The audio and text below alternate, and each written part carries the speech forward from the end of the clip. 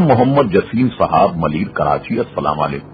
اہل سنت .net پر یاد فرمانے کا شکریہ۔ آپ کے 2 سوال موصول ہوئے، جواب حاضر۔ آپ نے پوچھا کہ فرعون کی بیوی مومنہ تھی، کیا ایک کافر اور مسلمان میں نکاح جائز ہے؟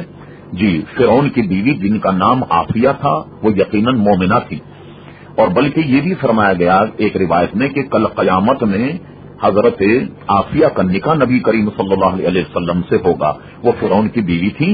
تو آپ کے ذہن میں یہ ہے کہ مسلمان اور کافر میں نکاح کیسے ہوا؟ آپ کے ذہن میں یہ نہیں رہا کہ وہ اس زمانے کا معاملہ تھا، اور آپ جس پر غور کر رہے ہیں وہ اس زمانے کا معاملہ۔ تو آج ہم کسی مسلمان خاتون کا کافر سے نکاح جو ہے وہ جائز قرار نہیں دیں گے۔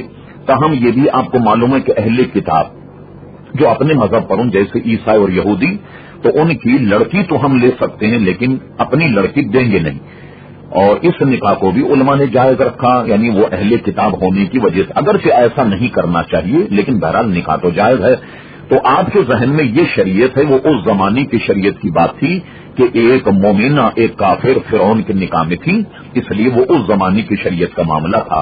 دوسرا آپ نے یہ پوچھا کہ کیا اللہ تعالیٰ کی رحمت قدیم ہے؟ اللہ تبارک و تعالیٰ کی ذات بھی قدیم ہے، اور اللہ تبارک و تعالیٰ کی جو صفات ہیں وہ بھی قدیم ہیں۔ چونکہ رحمت اللہ تبارک و تعالیٰ کی ایک صفت ہے، لہذا اللہ تبارک و تعالیٰ کی جیسے ذات قدیم ہے اسی طرح کی اس کی صفات بھی قدیم۔